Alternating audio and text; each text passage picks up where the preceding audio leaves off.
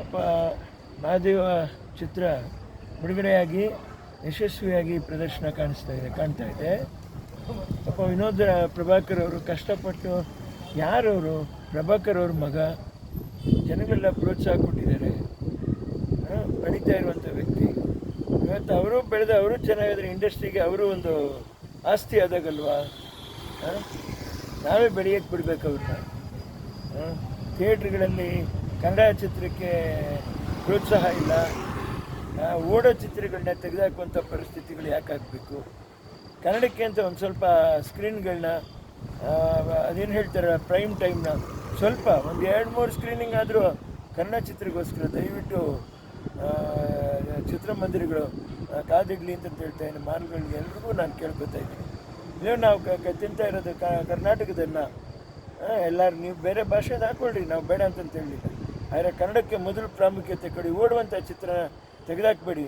ನನ್ನ ಕಾಲದಲ್ಲಿ single screen ಥಿಯೇಟ್ರ್ನಲ್ಲಿ ನಾನೇನು ಕಷ್ಟ ಅನುಭವಿಸಿದ್ನೋ, ನೋವು ಅನುಭವಿಸಿದ್ನೋ, ಪಾಪ ವಿನೋದ್ ಪ್ರಭಾಕರ್ ಅವರು ನನಗೆ ಮಾತ್ರ ಎಲ್ಲ ಬೇರೆ ಚಿತ್ರಕ್ಕೂ ಈಗ ಆಗಬಾರ್ದು ಅಂತ ಒದ್ದಾಡ್ತಾ ಇದ್ದಾರೆ. ಪಾಪ ಎಲ್ಲ ಯುವಕರು ಇನ್ನೂ ಎಷ್ಟೋ ಜನ ಮುಂದೆ ಬಂದು ಚೆನ್ನಾಗಾಗುವಂಥವ್ರು ಇದ್ದಾರೆ. ಇವತ್ತು ನಾವು ಒಂದೊಂದೇ ಯೋಚನೆ ಮಾಡಿ ನೋಡಿ, ಲೋ ಬಡ್ಜೆಟ್ ಸಿನಿಮಾ ಅಂತ ಹೇಳಿರುವಂಥ ಕಾಂತಾರ 300 ಕೋಟಿ ಮಾಡ್ತು. ಹಾಗೆ ವಿನೋದ್ ಪ್ರಭಾಕರ್ ಅವ್ರ ಪಿಕ್ಚರು ಕೂಡ ಚೆನ್ನಾಗಾಗ್ಬೋದು, ಅದು ದಾಖಲೆ ಸಾಧಿಸ್ಬೋದು, ಇಂಡಿಯನ್ ಸ್ಟಾರ್ ಆಗ್ಬೋದು, ಯಾರಿಗೆ ಗೊತ್ತು. ಪ್ರೋತ್ಸಾಹ ಕೊಟ್ಟರೆ ಮಾತ್ರ ಅದು ಉಳ್ಕೊಳ್ಳೋದು. ಕನ್ನಡ ಚಿತ್ರರಂಗ, ವಾರ್ತಾ ಪ್ರಚಾರ ಇಲಾಖೆ, ಕನ್ನಡ ಸಂಸ್ಕೃತಿ ಇಲಾಖೆ, ವಾರ್ತಾ ಪ್ರಚಾರ ಇಲಾಖೆ ಮಂತ್ರಿಗಳು ಶಿವರಾಜ್ ತಂಗಡಿಗೆ ಅವರಿಗೆ ನಾನು ಕೈ ಮುಗಿದು ಕೇಳ್ಕೊತಾ ಇದ್ದೀನಿ ಈ ಮೂಲಕ. ಕನ್ನಡ ಚಿತ್ರರಂಗ ಉಳಿಬೇಕು ಅಂದರೆ ತಮ್ಮ ಒಂದು ಹಸ್ತಕ್ಷೇಪ ಕೂಡ ಆಗಬೇಕು ಥಿಯೇಟ್ರ್ಗಳ ವಿಷಯದಲ್ಲಿ.